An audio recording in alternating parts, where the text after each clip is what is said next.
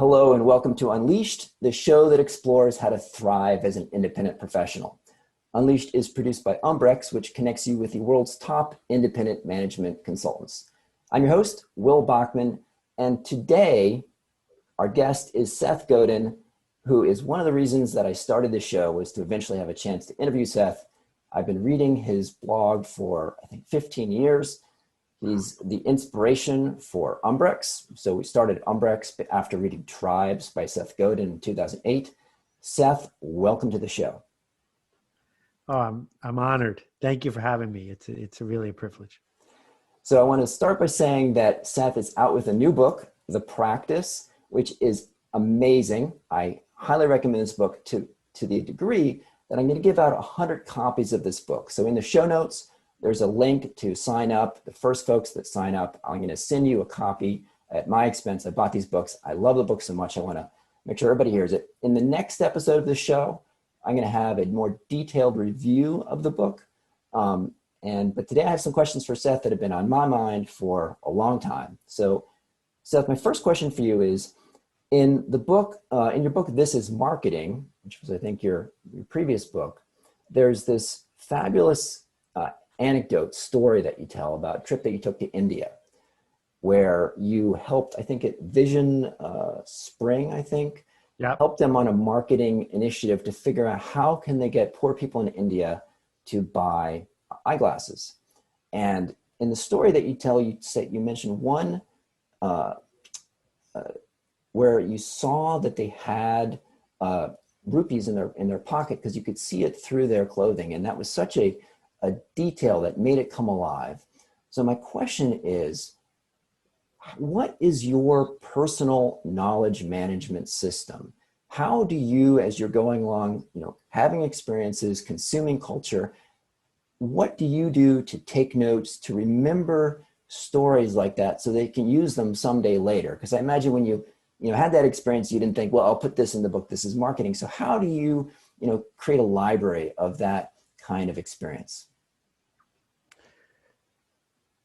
Well, it's a question about idea hygiene, right? And there's a rule in New York State that you have to be food safe certified to have a restaurant, because you don't want people serving chicken that has gone bad. And you don't want people making up new ways to store chicken. There's just a way you're supposed to do it that maximizes the chances that someone's not going to get sick. That's hygiene. Hygiene is super important in certain settings. And the internet has opened the door for people to share methods and hacks and approaches for idea hygiene and for their approach to cataloging information. And I have decided, and I decided this a really long time ago, that running a petri dish of bacterial ideas pays off better for me. My idea hygiene is poor. My hard drive is well organized. It's clear. I can find anything I want. But I do not have a rigid structure for how I catalog and store ideas or anecdotes. Instead, what I do is I look at the world and I have to have an explanation for recurring events. If there isn't an explanation, then I trigger curiosity, because I don't know how some people go through the world just assuming it's magic, that when they turn on a light switch, light comes on. It's a magic trick. I'm not comfortable with magic tricks. I want to understand, why did that happen? So what happened in India was, it's very easy for someone of privilege, of which I am, to say, well, if you need reading glasses and someone offers you reading glasses, you'll do what you can to get them. Mm-hmm. And when I was with Vision Spring and they weren't, 2/3 or more of the people weren't buying reading glasses that they could afford, that was a singular moment for me. It triggered my need to understand. And they don't happen that often, but I'm looking for them all the time. That's what I do for a living. I try to find things that don't line up.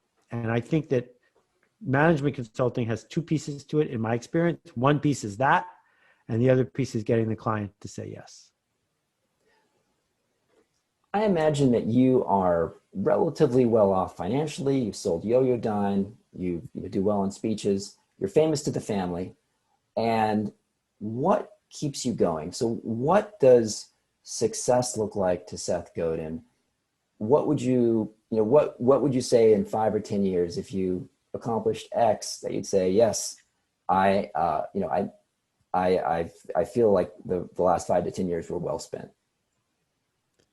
So I'm a teacher, and the purpose of selling my company was so I could get rid of a fear of insufficiency, get rid of money as a driving force, because it has never been a driving force. It's just been a demotivator for me. And instead, my work is to turn on lights and to help people who are enrolled in a journey to get to where they want to go. I know I can't fix everything, and I definitely can't help people who don't want to be helped. But for a small group of people, a tiny percentage of the people around this planet, if I can show up and teach and lead in a way that makes things better, that's what gets me out of bed every day.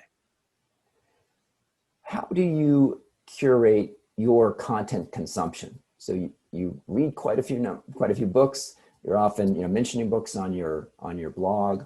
You're also it seems like you follow quite a few bloggers and writers, and you also seem passionate about music. You occasionally mention your musical interests and watch films. How do you curate and decide what content to consume?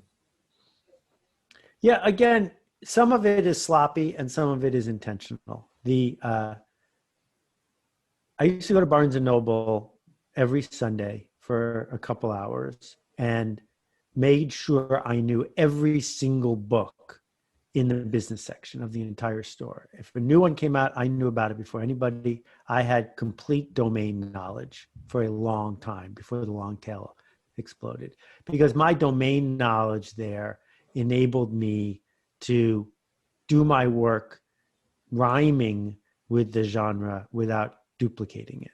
Mm-hmm. On the other hand, I don't have an encyclopedic knowledge of jazz, but I'm fascinated by it. And getting to know people like Cyrilla May or Patricia Barber or Christian McBride is a thrill. But if you ask me, to get all Phil Shaps on you about who was in which recording session, I don't have deep domain knowledge there because I'm just too easily bored to go there. So what I'm trying to do going forward, since I'm not going to Barnes and Noble anymore, and since domain knowledge is different, is find the puzzle pieces that help me understand the bigger picture. So when I realized that semiotics was a thing, I read a whole bunch of books about semiotics because I wanted to get the joke. But then once I did, I wasn't that interested to read all the books about semiotics because that felt like a waste. When I read David Graeber's book, Debt, which is a stunning, important book that was recommended to me, I think, by Cory Doctorow at Boing Boing, then I had to read all the David Graeber stuff because I could go horizontal in that direction. But I'm really bad at reading a book I don't want to read, really bad at it, which is one of the reasons why I try to write books that if someone gets 5 pages in, they're not going to say, I don't want to read this. So do you mainly rely on recommendations from friends? Do you go to certain book reviews from New York Review of Books or New York Times or London Time or other sources? Yeah, like what are the sources? It's much sloppier than that. I mean, I think that Amazon's click the next book thing has definitely helped Jeff Bezos become the richest man in the world, at least from my point of view, because I just do that a lot, right? If there's something and a lot of people like this, like that, I'll go read it. I discover a lot of books that way. And then there are people, opinion leaders, who generally steer me in the right direction. And Tom Peters taught me $20 for a book is a screaming bargain. It is just, it's almost free. So why not take a chance? And so, maybe in my lifetime, I've wasted $2,000 buying books I shouldn't have bought, but in return, I've gotten $2 million worth of value. So it seems like a fair trade. Yeah. You've mentioned a few other folks that are famous in the family or opinion lead, Cory Doctorow, Tom Peters. what, and in your acknowledgments, you list sort of a who's who of people that I admire. How do you, how often are you checking in with those friends? Regular calls, occasional? How do you stay in touch with other folks like that who you admire? So I wrote a post a long time ago, you may have seen, called Mentors and Heroes. And I think the distinction is super important. Mentorship is, the current fad. It doesn't scale. It's asymmetrical, and you shouldn't hold your breath hoping for a mentor. The whole idea of hustling your way to someone who's going to look out for you the way an idealized mentor is supposed to doesn't make a lot of sense to me. It feels like a way to hide. Heroes, on the other hand, are super valuable and easy to acquire because you never have to meet that person. You just ask yourself, what would they do in this situation? You don't have to do what they would do, but if you know what they would do, it helps you figure out where to go. So I'm not a stock market guy, but if I were, Warren Buffett would be a hero. What would Warren do, right? He wouldn't day trade gold stocks. So I'm not going to day trade gold stocks, kind of thing. And along the way, partly randomly and partly just because we end up in the same room, many of my heroes have become my friends and colleagues. In 1983, Guy Kawasaki showed up at the software company where I was working. I was 23, he was 24. That was just a super weird coincidence, but that's been a very long back and forth between us. Tom Peters was teaching his very first class on In Search of Excellence at Stanford in the classroom before my class. So I met him as I walked in and he was walking out, 1982 or 83. Jay Levinson was introduced to me by my editor a long time ago when he was beginning to slow down, and he and I wrote 5 or 6 books together. And I didn't do it because I was like, oh, good, I'll get to spend time with someone who's sort of known. I did it because it was thrilling to explore what it meant to write a book with somebody else in that moment in my career. But then there are tons of other people I've never met, like Patti Smith, who I have an autographed copy of her audiobook sitting right there. She's a hero. I get to say to myself, what would Patti do? And she probably doesn't even know I'm alive. Fine with me. Totally fine. I don't want to take up any of her brain space. I don't need to befriend somebody for me to learn something from them. Tyler Cowen has a phrase called the production function that he asks a lot of guests, and I'd love to hear about the Seth Godin production function. So you're producing a fantastic weekly podcast, Akimbo, which I love. You have the daily blog, producing a book every 18 to 24 months, and you're producing content for the Akimbo workshops. Tell me about a typical day or week, how you structure your time and to either consume content, to do that kind of work. I'd love to hear about how you stay productive. Well, there's this idea of the flywheel. And once you get a flywheel going, it keeps going if you don't mess with it, right? This is Jim Collins' concept. And I've had a lot of time. I don't go to meetings. I don't watch television. So I've got, an extra 8 hours to 10 hours every day that most people have wasted. And I've been working on the same sort of thing for a really long time. So the total number of hours I'm spending to do the output you're talking about doesn't feel like I'm in a sprint. I'm jogging and I am doing it with direction. So the medium keeps changing. I was one of the first people on CD-ROM, and I was one of the first people building stuff on the internet before the World Wide Web. So when a new medium comes along, I get excited about it because it's a shiny object and I go play with it. But the arc has persisted, which is I'm not going to stop in the middle and open a pizza restaurant because I might do that as my hobby, but my profession has been consistent since 1977. And so I have a flywheel going, and it may look like from the outside that I have some sort of gift. I don't have a gift. I just have a skill that I keep using again and again. And kind people like you are ignoring my clunkers, my blog posts that don't make any sense, the projects I did that failed, because I just do them gently and then I move on to the next one. But when I find something that works, I persist and I persist and I persist. And so if you can do that with diligence, you're more likely to make an impact for the smallest viable audience than if you're chasing a shortcut. You know, and I'll end this rant by saying 7,500 blog posts later, I have never had a blog post that won the internet. I've never had one of those blog posts that everyone's reading, that everyone's talking about. I think that's fantastic because it would just wreck me if that happened. Not my goal. The goal is one step in front of the other. That's how you get there. My friend climbed Mount Everest years ago, and he told me most of the way is just a walk. It's not like a Batman episode where you're climbing the side of a building. Most of the way you're just walking on a trail with a bunch of other people.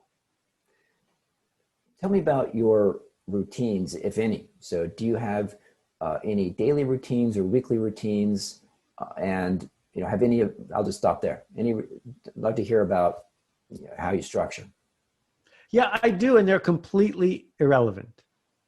And I've talked about this with Ferris and with some other people. I think, again, it's a trap. It's a trap because there is an emotion that's keeping us from shipping. And if you can find out what kind of pencil Stephen King uses, or you can find out what kind of breakfast Christian McBride has, maybe that will be a shortcut. And my answer is no. Just figure out which emotion they're willing to dance with that you are avoiding. That is the only thing. It is the only thing. You seem to have avoided, so you mentioned that you like joining the latest medium. So you just started a blog, you have a podcast. I haven't seen you active on social media. What has been the decision process to stay away from Twitter and other social media for you? Yeah, well, I don't use heroin either. And they're not that different.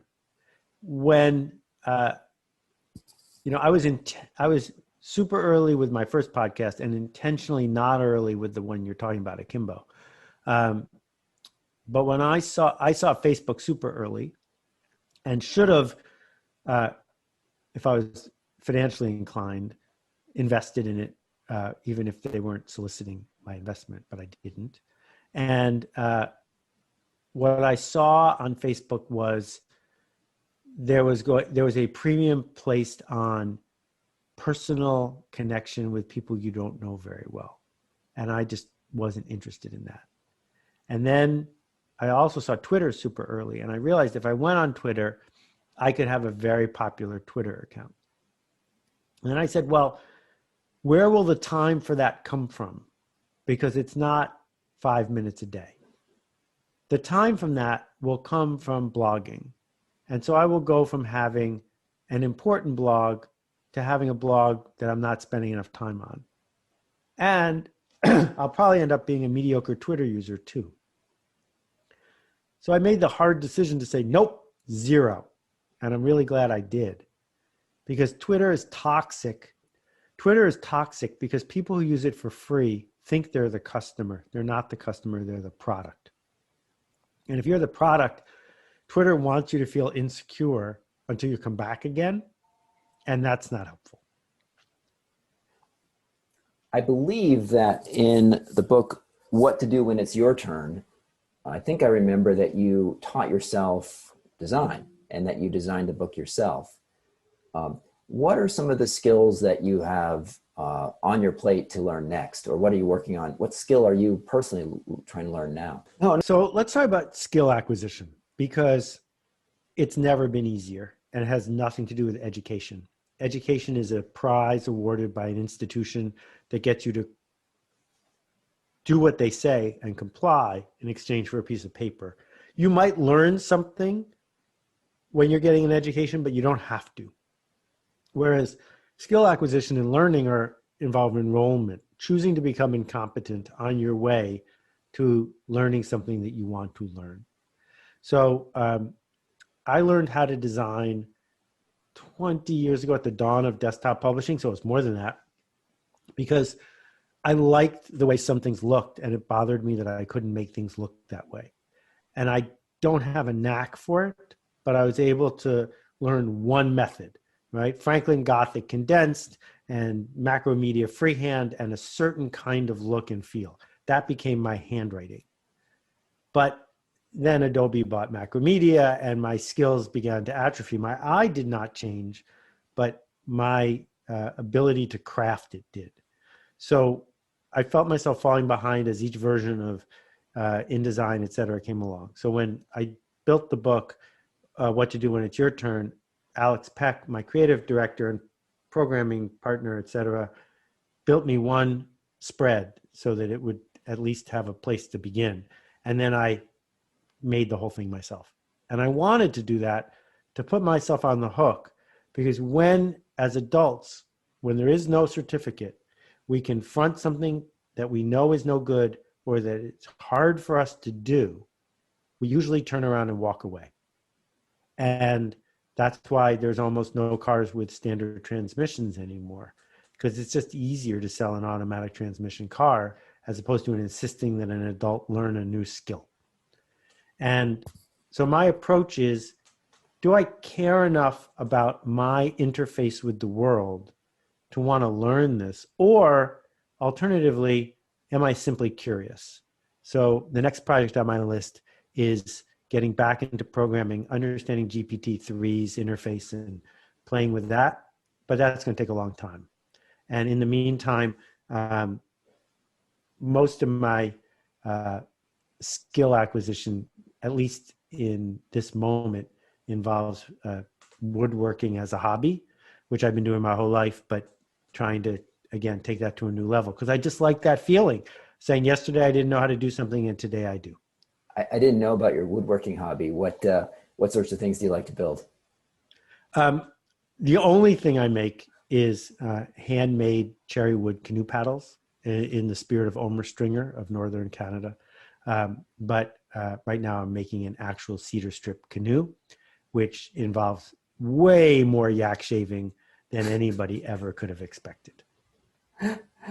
What a great project. In the practice, you talk a lot about, well, the whole book is about creating content, about producing. And one question I have for you after reading the book is, what are your advice for someone starting out who does not yet have an audience on the distribution side of building an audience for a lot of creatives and a lot of consultants who have a podcast or a blog? The distribution is almost 80% of the work, it seems. So what are your tips around how to go about that side of it? If you're finding that distribution is 80% of the work, I think you may be misunderstanding content marketing. I'm not talking to you, I'm talking to the person who's listening right now. Content marketing got capitalized to content marketing by professionals who said, what you should do is write mediocre stuff a lot. And it should fit in exactly a certain puzzle piece sort of way. In fact, if you want to outsource this to us, we'll just do it for you. And we will feed the Google machine and you'll get some free traffic. And then some of those people will convert into customers. And all of that is wrong. I was quoted years ago saying content marketing is the only kind of marketing that's left. What I meant was, if you are peculiar and idiosyncratic in a way that the people who read it will benefit by sharing it with other people, then they will, by definition. If they don't, then you haven't achieved your goal. And so if Jeff Moore comes up with the concept of crossing the chasm and he describes it in a way that's easy to share, and you work in an organization where you feel like your career will be advanced if you can get other people you work with to understand the concept of crossing the chasm, you will tell them about it. He did not have to do anything to get distribution other than come up with a breakthrough, generous, useful network effect idea that other people benefit by sharing. That's the work. Everything else is a hack. The work is, did you create a network effect around your idea because other people will benefit by sharing it? It's not about a gimmick. It's not about anything except staring down your fear of finding a truth that some people might challenge, that the people who get the joke will be glad that they engaged with. If you can do that again and again, then the distribution will take care of itself. There's a lot of talk now about building communities. It seems to be the current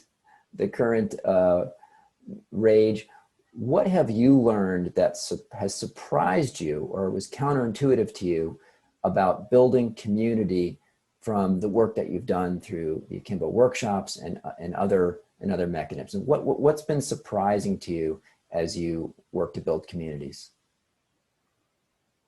Well, I'll give you an unordered list. One of them is, in tribes, I talk about the fact that you can't have insiders unless you have outsiders. And it breaks my heart that that's been weaponized by people who are trying to hurt our culture by dividing people as relentlessly as they can. But that's certainly something from the demagogues and the haters playbook, because it's super easy to create insiders by saying that you are distinct from the outsiders. Number two, it is tempting to believe that we can build community for everyone, but free speech just means you're allowed to criticize the government. Free speech does not mean you can walk into our living room and say whatever you want. You can't. And so part of what it means to create community is to have standards and to enforce them and to ask people to leave if they choose to be trolls or if they don't get the joke. And then the third part, which is related, is enrollment. You can't build community with people who don't want to be there. So you have to be really clear from the beginning, who does want to be here? Why do you want to be here? And we can't get distracted by the mass media successes, right? There are a lot of people who wish they could be a Kim Kardashian, but we already have Kim Kardashian. We don't need another one.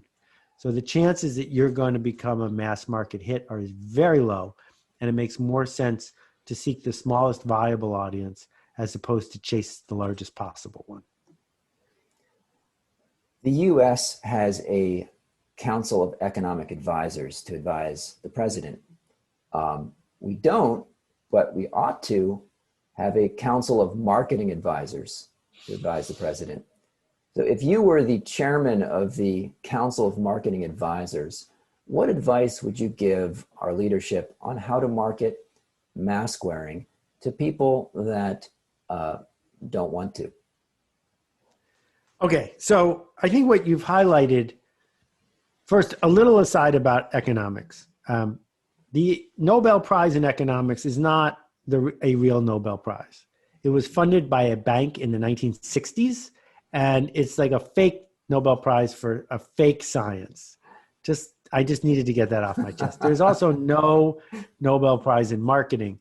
Now, the thing is that a lot of human beings believe that we are rational creatures, and we believe that we consider the evidence and then make a decision.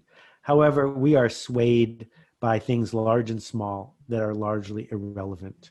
I ask people, which do you prefer, St. Pauli Girl or Beck's Light beer?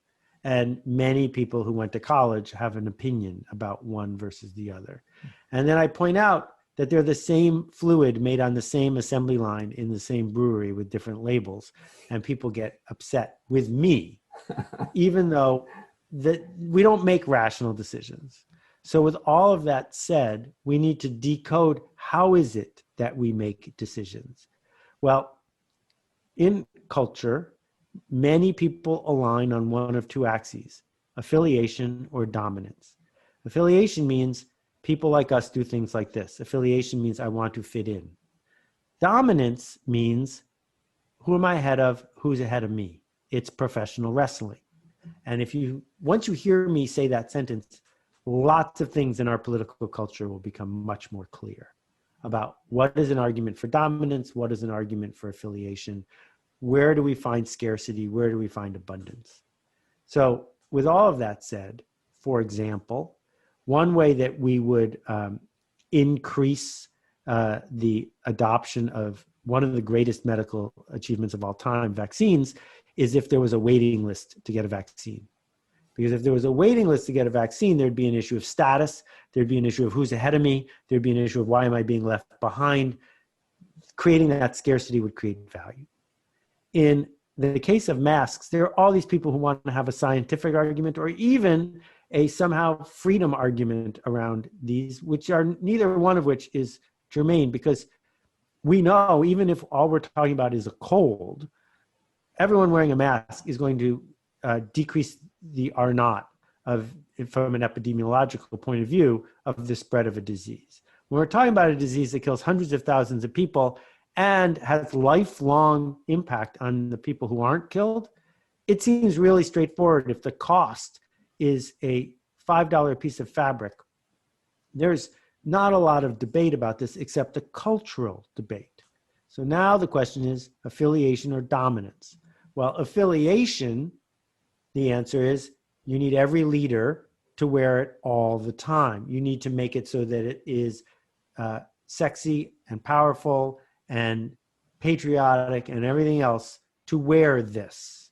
If we look at, Harley drivers in Sturgis, South Dakota, who don't wear helmets, they know that wearing a helmet anytime is a good way to avoid a head injury, and wearing one on a motorcycle is super smart, but they don't, because affiliation with their circle is we don't wear helmets. So creating heroes who do is step one. And then step two is dominance, which is if these were like war bonds in the sense of we can beat this together. Oh, now we have a shared enemy. The enemy is an invisible microbe. Let us band together to dominate it because we're number one, also works. And so there are lots of strategic, conceptual ways to market something that have nothing to do with advertising or hype or even slogans, but all to do with how human beings or any species signals the other ones to show what it's like to be an insider. That was a little bit of a rant. But no, I loved it. Seth, I know we're out of time. I want to thank you so much for being on the show. The next episode, listeners, is I'm going to do a detailed review of the practice. And again, check out the show notes. I'm going to give out 100 copies of this book. I love it so much. Seth, it has been such a pleasure speaking with you, and thanks for joining. Thank you, Will. Thanks for the podcast. It's a generous, persistent act on your part, and I know your listeners appreciate it.